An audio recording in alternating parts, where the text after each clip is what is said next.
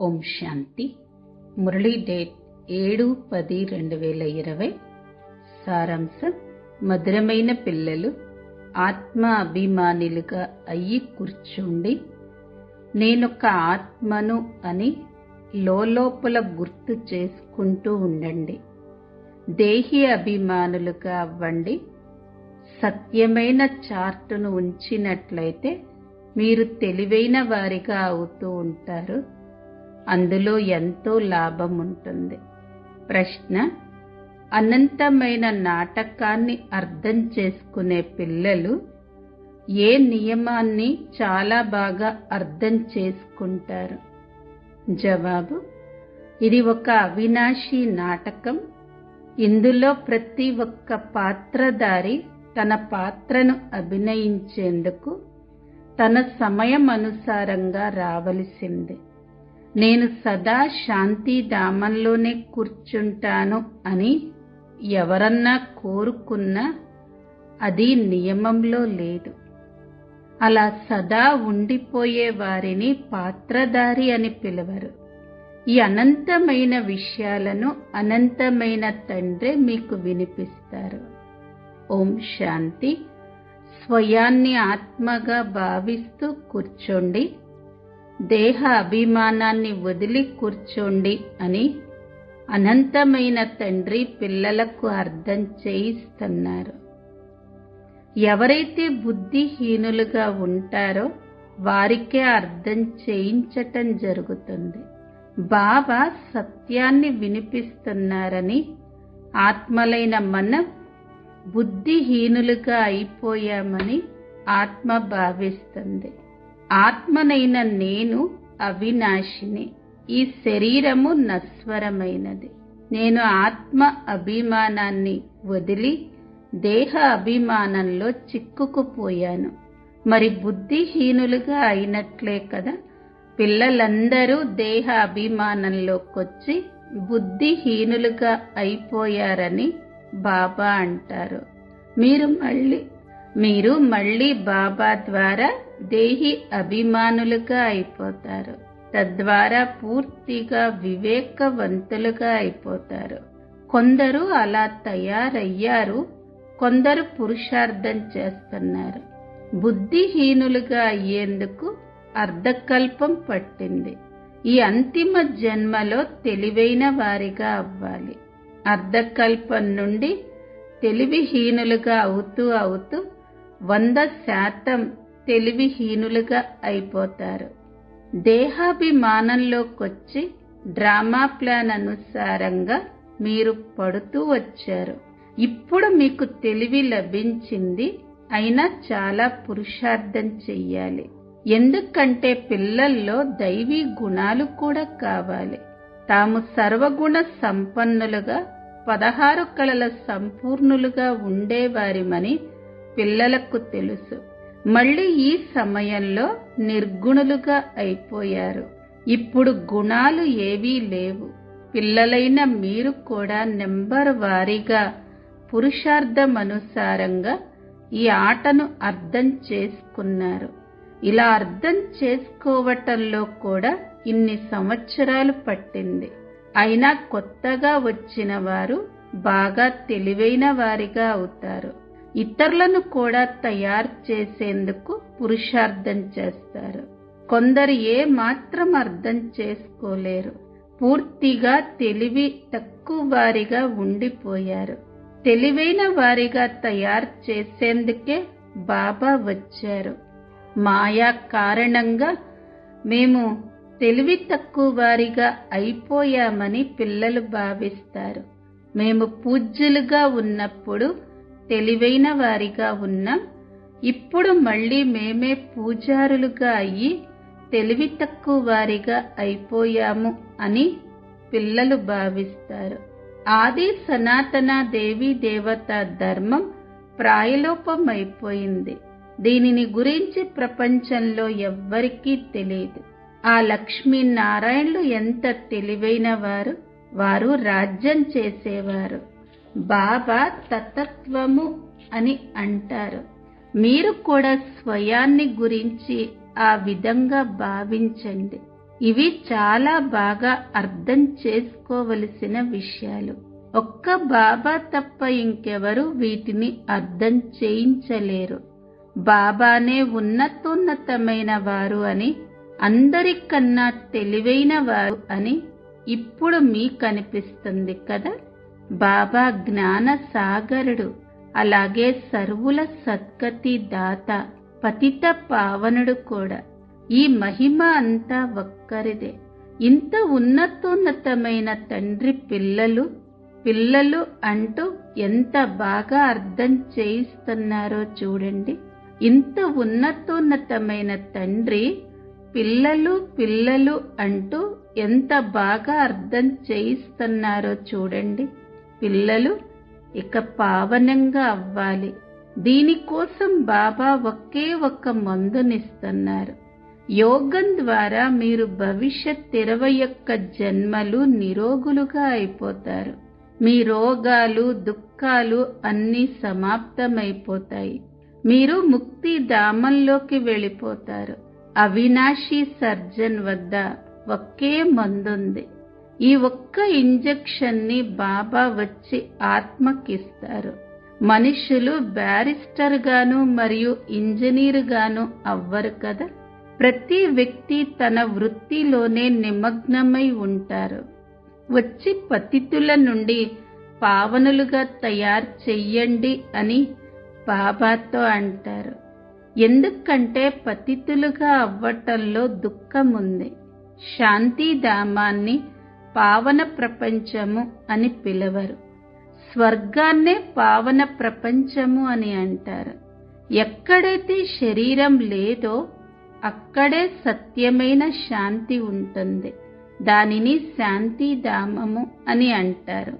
శాంతిధామంలోనే ఉండిపోతామని చాలా మంది అంటారు, కానీ అది నియమంలో లేదు. అలా ఉండేవారు పాత్రదారులే కారు కదా. పిల్లలు నాటకాన్ని కూడా అర్థం చేసుకున్నారు. ఎప్పుడైతే పాత్రదారులకు పాత్ర ఉంటుందో అప్పుడు స్టేజ్ పైకి వచ్చి పాత్రను అభినయిస్తారు. ఈ అనంతమైన విషయాలను అనంతమైన తండ్రే వచ్చి అర్థం చేయిస్తారు. వారిని జ్ఞాన సాగరుడు అని కూడా అంటారు. వారు సర్వుల సద్గతి దాత, పతిత పావనుడు. అందరినీ తత్వాలు పావనంగా చెయ్యలేవు. నీళ్లు మొదలైనవన్నీ తత్వాలే. అవి ఎలా పావనంగా చెయ్యగలవు? ఆత్మనే పాత్రను అభినయిస్తుంది.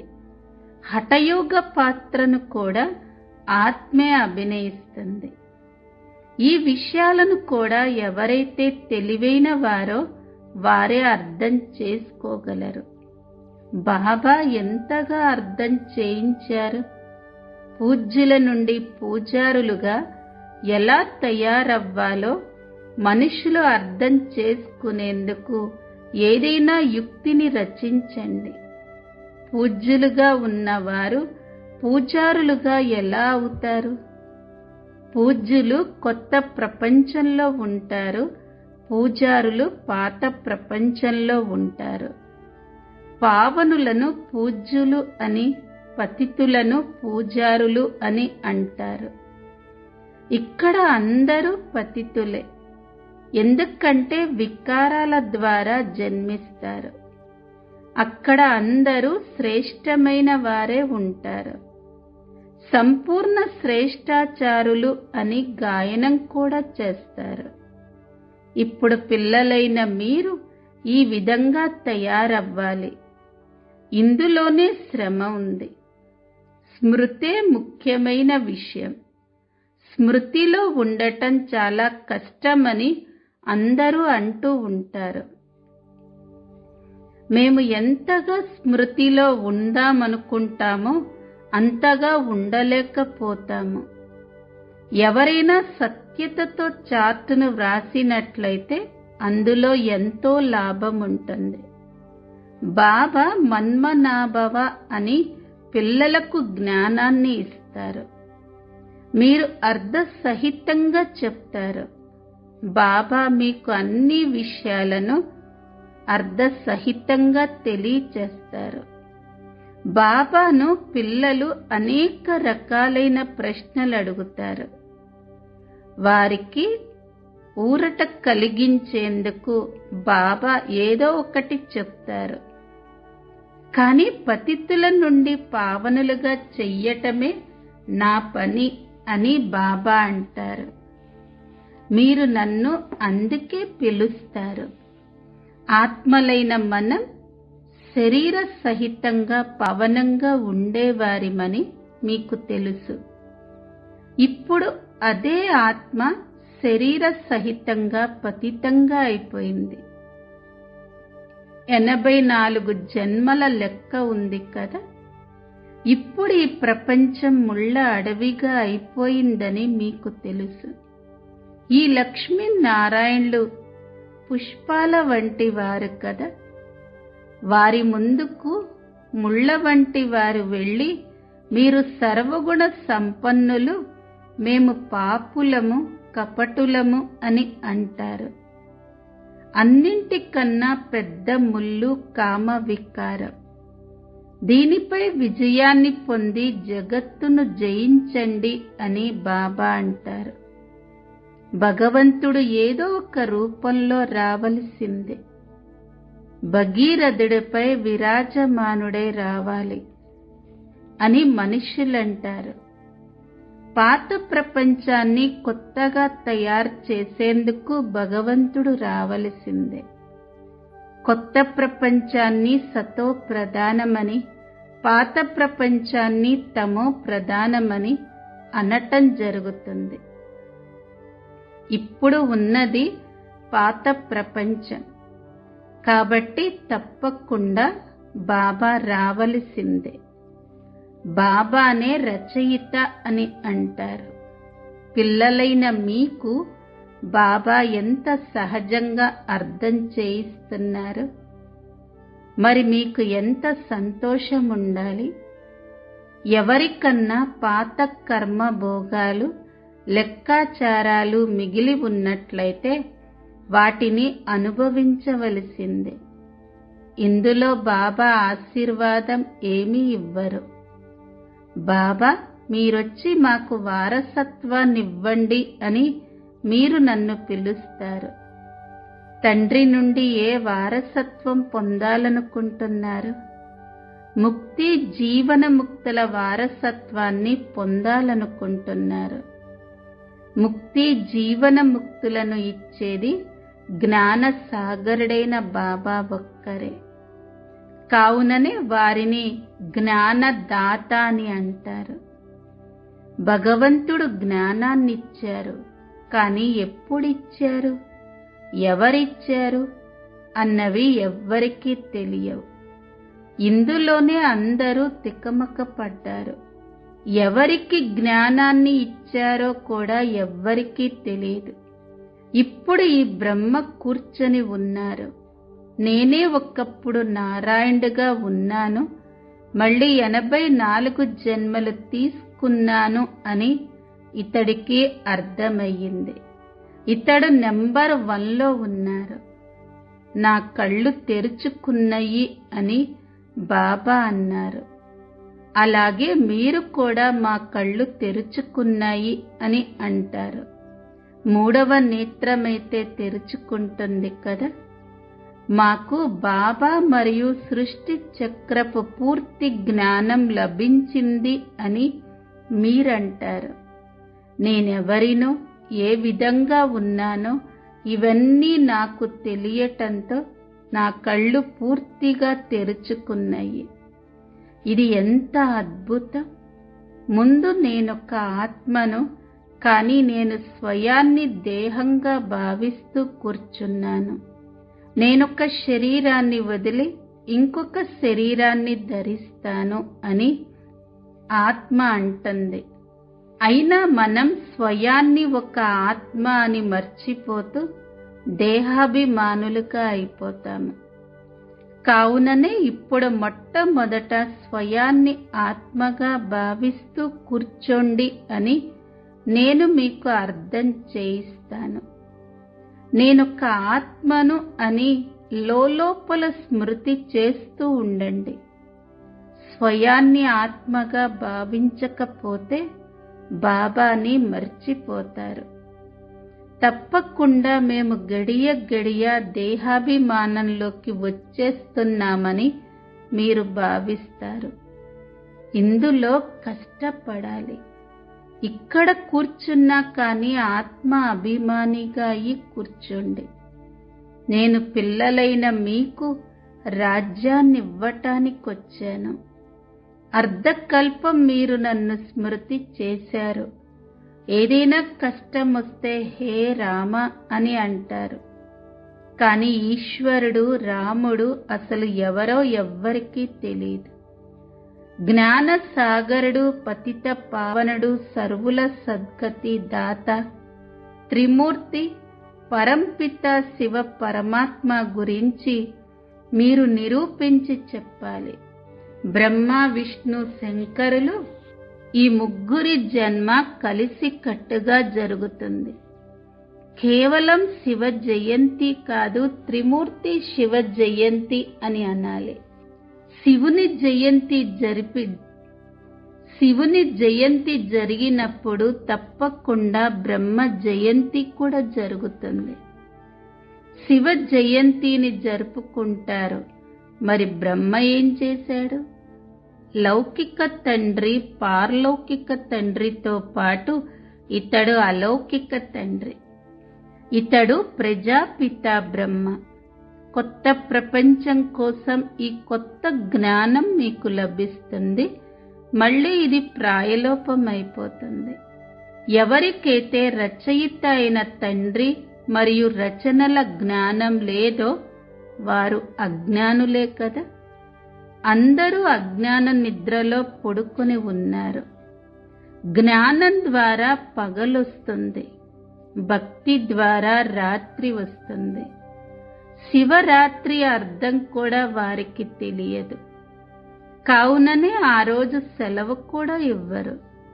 అందరి జ్యోతిని వెలిగించేందుకే బాబా ఇక్కడకు వస్తారు అని మీకు తెలుసు. మీరు ఈ జ్యోతులను వెలిగిస్తే ఈరోజు వీళ్లకు ఏదో ముఖ్యమైన రోజు అని వారు భావిస్తారు. ఇప్పుడు మీకు అర్థసహితంగా తెలుసు. వాళ్ళెవ్వరికీ తెలియదు. మీ భాషణ ద్వారా పూర్తిగా అర్థం చేసుకోలేరు. ఇప్పుడు మొత్తం విశ్వమంతటిపై రావణుడి రాజ్యం ఉంది. ఇక్కడ మనుషులు ఎంత దుఃఖీగా ఉన్నారు. రిద్ధి సిద్ధి కలవారు కూడా ఎంతగానో విసిగిస్తూ ఉంటారు. ఫలానా వ్యక్తిలో అశుద్ధాత్మ ప్రవేశించిందని వార్తాపత్రికల్లో కూడా వస్తూ ఉంటుంది. అవి బాగా దుఃఖాన్నిస్తాయి. ఇలాంటి విషయాలతో మీకు ఏ సంబంధం లేదు అని బాబా అంటారు. పిల్లలు, మీరు నన్ను స్మృతి చేసినట్లయితే మీరు పావనంగా అయిపోతారు అని బాబా స్పష్టంగా తెలియచేస్తున్నారు. మీ దుఃఖాలన్నీ దూరమైపోతాయి. మధురాతి మధురమైన ఆత్మిక పిల్లలకు మాతా పితా బాప్ దాదాల ప్రియ స్మృతులు మరియు గుడ్ మార్నింగ్. ఆత్మిక పిల్లలకు ఆత్మిక తండ్రి నమస్తే. ధారణ కొరకు ముఖ్య సారం. మొదటి పాయింట్, యథార్థ రీతిగా బాబాను స్మృతి చేసేందుకు లేక ఆత్మ అభిమానులుగా అయ్యేందుకు పురుషార్థం చెయ్యాలి. సత్యతతో మీ చార్టును వ్రాయాలి. ఇందులోనే ఎంతో లాభం ఉంది.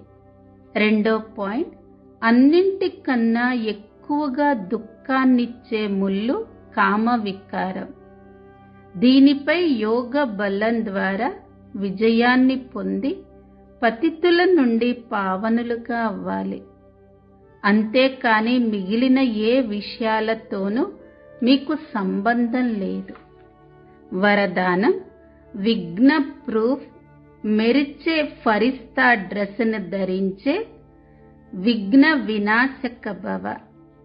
స్వయం పట్ల మరియు సర్వుల పట్ల సదా విఘ్న వినాశకులుగా అయ్యేందుకు ప్రశ్నార్థకానికి వీడ్కోలునివ్వాలి.